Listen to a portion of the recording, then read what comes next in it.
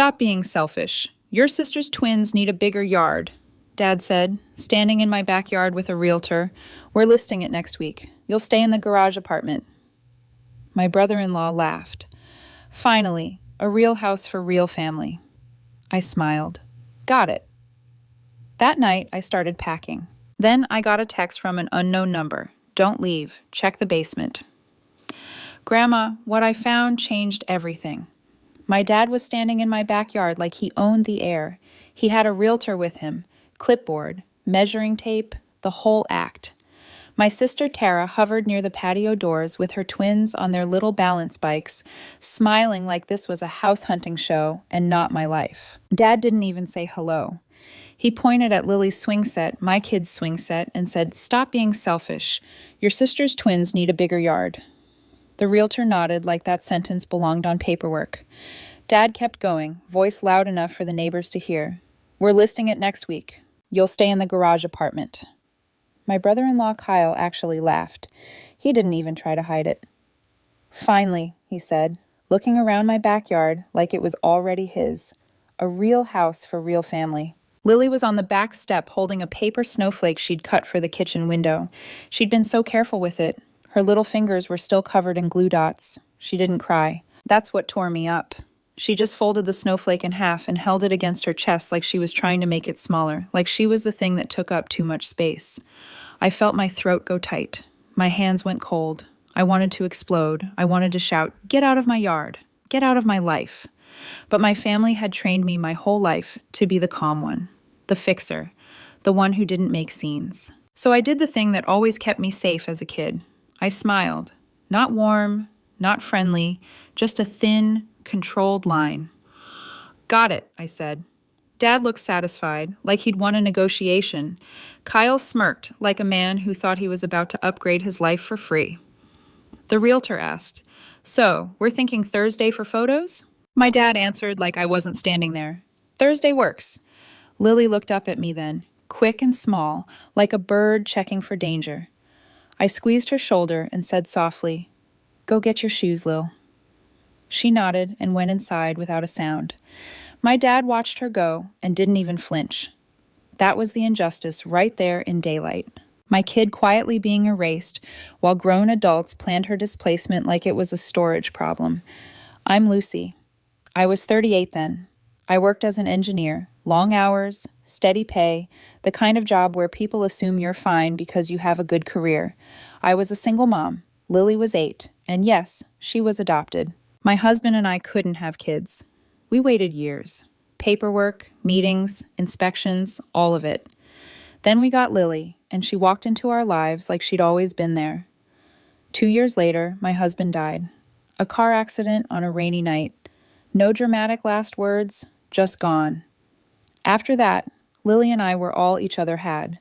My parents liked to say they supported me through it. But what they really did was decide Lily was temporary. Like if they ignored the adoption long enough, biology would correct itself. They never said it outright at first. They did it in smaller ways. Family photos where Lily was asked to take the picture. Birthday parties where she got a generic card while the twins got big wrapped gifts. My mother calling her that sweet little girl instead of her name. My dad saying things like, "She's lucky you took her in," like Lily was a stray they'd fed once.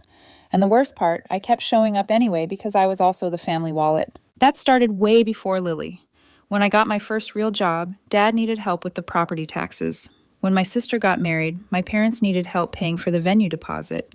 When Tara started talking about having kids, suddenly there were fertility appointments they couldn't handle a loan for. I didn't even think of it as exploitation at the time. I thought it was just being the responsible one. It added up quietly. $250 here, $600 there, a short-term loan that never came back, a credit card I paid off because it was hurting Dad's score, a contractor deposit that I covered for now. By that summer, I had done the math one night and realized I'd funneled around $22,000 to $25,000 into my parents and sister in less than a year. And the entire time, Lily was being treated like a guest who overstayed. So when Dad stood in my backyard with a realtor and told me I'd be sleeping in the garage like a teenager who messed up, it wasn't random. It was the end of a long pattern. They weren't just taking space. They were taking the whole story, the house, the stability, the proof that Lily and I had built something without them. Here's what made the backyard scene even uglier. This house wasn't some random place I bought at the top of the market. It was my grandmother's house, Grandma Ruth. She was the only one in that family who ever looked at Lily like she was fully real. She learned Lily's favorite cereal. She kept extra markers in a jar just for her. She put Lily's drawings on the fridge with magnets like they mattered. 2 years before the Realtor incident, Grandma had moved into assisted living after a fall. She was sharp, but her body couldn't do stairs anymore. Dad had swooped in like a vulture with paperwork. Power of attorney, helping, handling things. He convinced Grandma to let me and Lily live in the house temporarily because he didn't want strangers renting it. I paid the bills. I repaired the roof leak. I replaced the water heater. I kept the garden alive because Grandma loved her garden. Dad still called it the family house.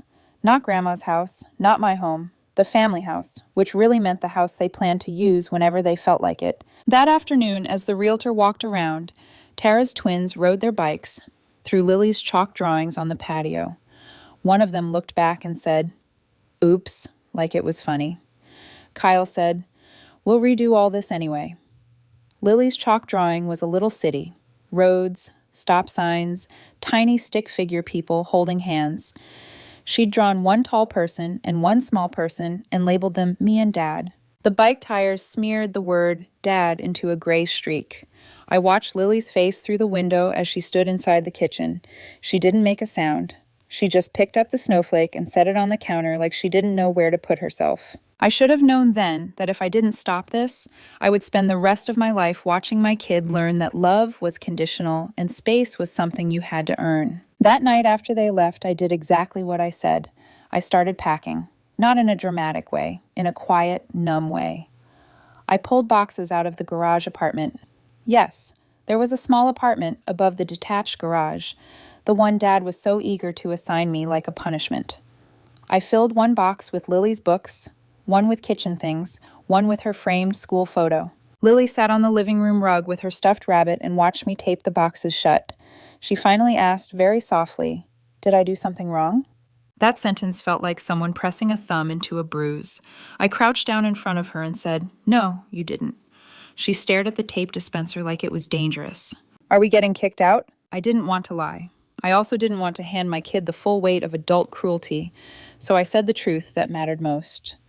"We're not staying where we're not wanted." She nodded like she understood more than she should at 8 years old. Then she got up and went to her room and started putting her clothes in a backpack. She didn't ask what to pack. She already knew how to leave.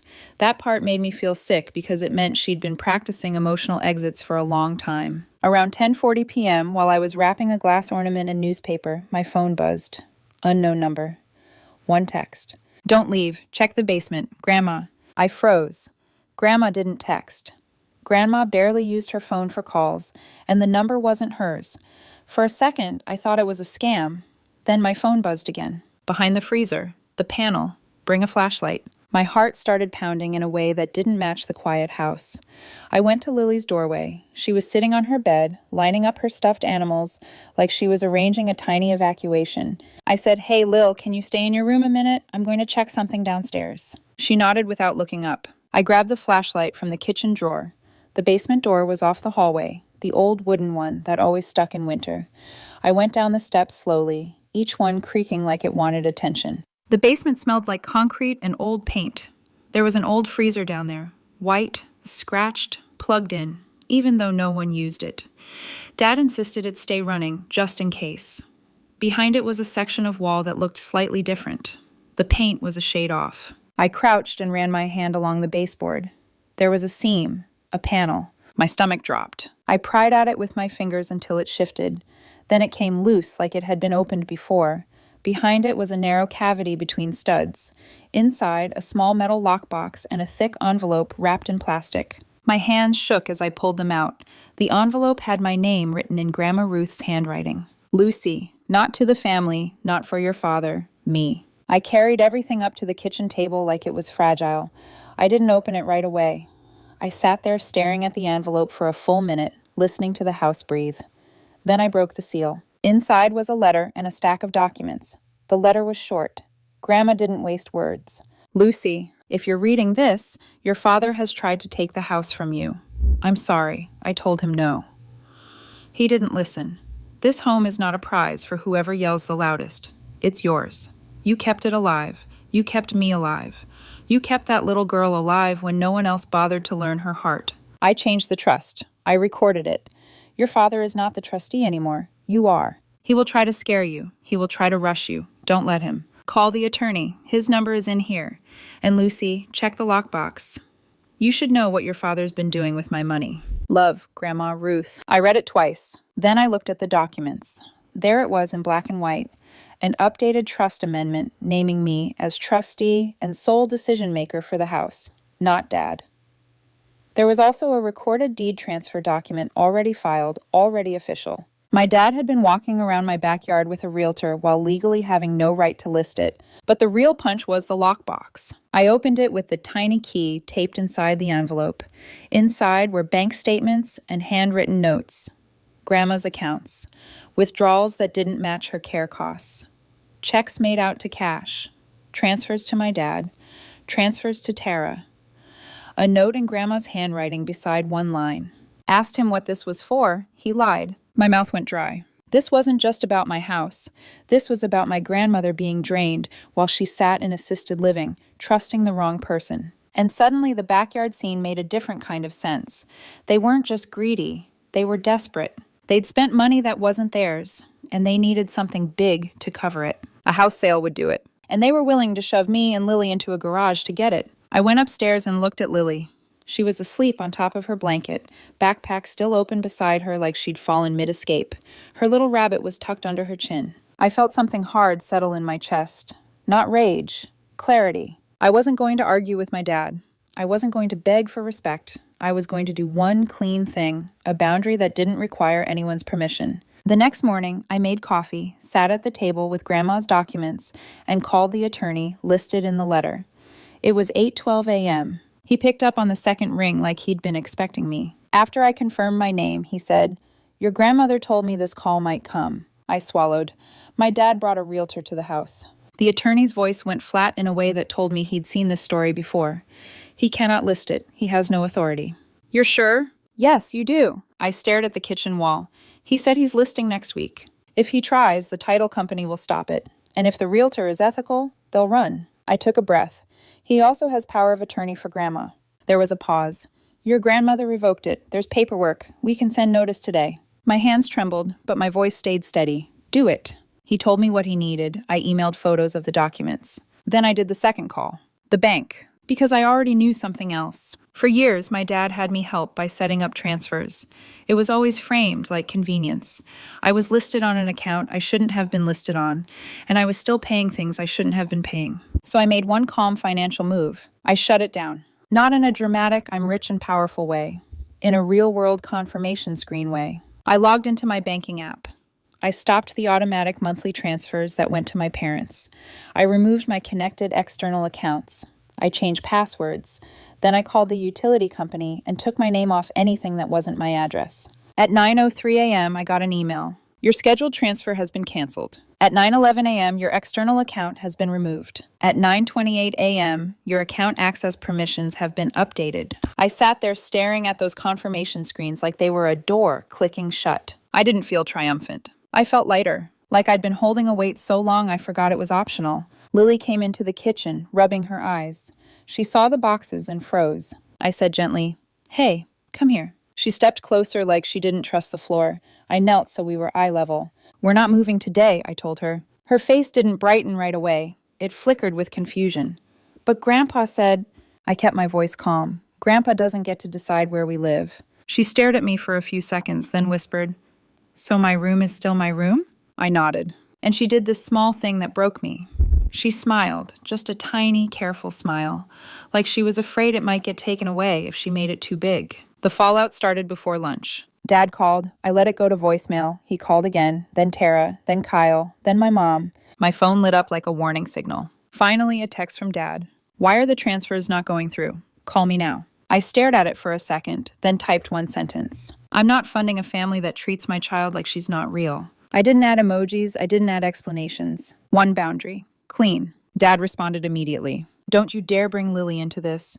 This is about the house." I almost laughed. Of course he said that.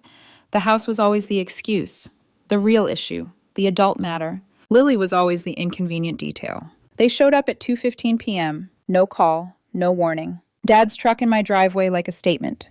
Tara's SUV right behind it. Kyle got out first, pushing the twins toward the yard like they were already moving in. My dad marched up the front steps like he was walking into his own home. I opened the door before he could knock. I didn't invite them in. Dad's eyes went to the boxes behind me. "So you finally came to your senses," he said smugly. Tara leaned past him and looked into the hallway like she expected to see Lily's things already cleared out. Kyle smirked. "Good. The garage apartment's perfect for you." I held the doorframe and said, "No, just that." Dad's smile twitched. "Lucy, don't start." I stayed calm. "You can't list this house." Dad scoffed. "Watch me." I didn't argue. I didn't raise my voice. I reached behind me, grabbed the folder I'd made, and held it up. "Grandma changed the trust. I'm the trustee. The house isn't for sale." For the first time, Dad's face drained a little. Tara blinked fast. Kyle's smirk dropped like a mask slipping. Dad snapped, "That's not true." I looked him dead in the eye. "It's filed. It's recorded. There's an attorney." Tara's mouth opened. "She wouldn't do that." I said she did. Dad took one step closer, voice lower, nastier. "Where did you get those papers?" I didn't answer, because the truth was simpler than any fight. Grandma had trusted me, not him. Dad tried the old tactic then, the one that always worked when I was younger. He puffed up and went authoritarian. "I am your father. This ends now." And Kyle, because he couldn't help himself, muttered, "Real family needs the space." That's when Lily appeared behind me, barefoot, stuffed rabbit in hand, hair sticking up from her nap. She stood there very still, looking at them. Kyle saw her and didn't even soften. He said, "Hey, kiddo, looks like you'll have a cool little apartment soon." Lily's grip tightened on the rabbit. My dad didn't look at her, not once. He just kept staring at the folder like it was an insult. And that's when I felt my final switch flip. Not anger, decision. I looked at my dad and said, "You're done using me." Dad scoffed. "Oh, here we go." I kept my tone even. "You're off my accounts. I'm not paying your bills. I'm not paying Tara's bills. And you're not selling this house." Tara's voice shot up. "Lucy, are you serious? We have the twins." I cut in, still calm. "I have a child too." Kyle laughed like it was ridiculous. "Come on, you work. You're fine. Tara's a mom." I looked at him. "Don't talk about my life like you've earned it." Dad's face went red. He jabbed a finger toward the yard. "This is selfish. You're punishing your sister." I nodded once. "No, I'm protecting my daughter." Then I did the quietest, most powerful thing I'd done in years. I stepped back and closed the door. Not slammed, closed. I locked it. And I stood with my forehead against the wood for a second while they yelled outside like the world owed them my compliance. Lily tugged my shirt. "Are they mad?" I crouched down and said, "Yes." She blinked. "Are we okay?" I looked at her and said the truth again. "We are okay." The next week was a parade of guilt. Texts like, "Your mother is crying. Your sister can't sleep. You're breaking the family apart. Grandma is confused. You're taking advantage of her." That one almost made me throw my phone because it came from my dad, the man literally siphoning money from her account. He tried to show up at Grandma's assisted living and charm the staff. He tried to spin it like I was the unstable one. He didn't expect the attorney to have already sent the revocation notice. He didn't expect Grandma to have already spoken to the nurse about her daughter Lucy being the one allowed to make decisions now. He didn't expect me to show up with paperwork and a calm voice. And he definitely didn't expect Grandma herself to look at him in the common room and say, loud enough for the receptionist to hear, "I know what you did." My dad went stiff. He looked at me like he wanted to kill me with disappointment. But Grandma didn't even glance at me for permission. She looked right at him and said, "You used my money like it was yours. You won't touch another dime." Tara showed up later that day crying, trying to hug Grandma like that would fix it. Grandma didn't yell. She just said, "You wanted the house. You didn't want the people in it." Tara's face crumpled. Kyle didn't come. Of course he didn't. He only liked family when it came with square footage. Here's the consequence nobody talks about when you stop funding a system. Everything breaks faster than you expect. My parents' tight month became a full-blown crisis because it wasn't a tight month. It was a lifestyle. They'd been counting on my transfers like it was income. Tara called me one night and said, "We might lose the rental we're in." I held the phone and waited for the part where she apologized to Lily. It never came. She just said, "You have to help." I said quietly, "No." She went sharp. "So you're going to let your nieces suffer?" I didn't take the bait. I'm not your backup bank. She cried harder, like crying turned no into yes. Then she said, "Dad said you turned Grandma against us." I took a breath. Dad turned Grandma against himself, and that was the end of the call. A month later, I found out the realtor had dropped them. Not because the realtor was noble, because the title search showed my dad had no authority. Paper beats entitlement. Dad tried a different angle. He showed up at my job. Security walked him out. He left me a voicemail in that slow, disgusted voice he used when he wanted me to feel small. "You'll regret humiliating me." I listened once, then saved it. Not for revenge, for documentation. Because when you grow up in a family like mine, you learn the difference between noise and danger. Lily changed in small ways after that. Not overnight, but slowly. She stopped flinching when my phone buzzed. She started leaving her drawings on the fridge again. One afternoon, she asked if she could repaint the little birdhouse in the backyard. She'd stopped using the backyard for weeks, like it wasn't hers anymore. I said yes. We painted it together at the patio table. Purple roof, yellow sides, a crooked heart on the front because her hand slipped. Grandma came over on a Sunday once she was stable enough. Walker, winter coat, determined as ever, she sat in a chair with a blanket and watched Lily paint. Lily looked up and asked, "Do you like it?" Grandma smiled and said, "It looks like home." And Lily smiled bigger this time, not careful, real. That spring, I did one symbolic thing that felt like closure without being petty. I planted a small tree in the backyard. Not a huge one, just a young maple. Lily helped dig the hole. Grandma supervised like a foreman. When we finished, Lily patted the dirt and said, "This one stays." I looked at her and said, "Yes, it stays." We ate dinner on the back porch that night, the three of us. No chaos, no guilt, no family meeting. Just the sound of forks and wind and Lily talking about a science project she wanted to build, a little sensor that would measure rainfall for the garden. I listened and realized something. My dad had wanted me in the garage apartment because he thought it was my place. Small, out of the way, useful when needed. But Lily and I didn't belong in an accessory unit behind someone else's ego. We belonged in the center of our own life. And the house, Grandma's house, my home, finally felt like it again. Not because the walls changed, because the boundary did. By the time the next Christmas rolled around, there were no invites from my parents, no fake apologies, just silence. And honestly, the silence was a gift. Lily and I decorated our own tree. Grandma sat in the living room with Coco and told Lily stories about when my dad was little.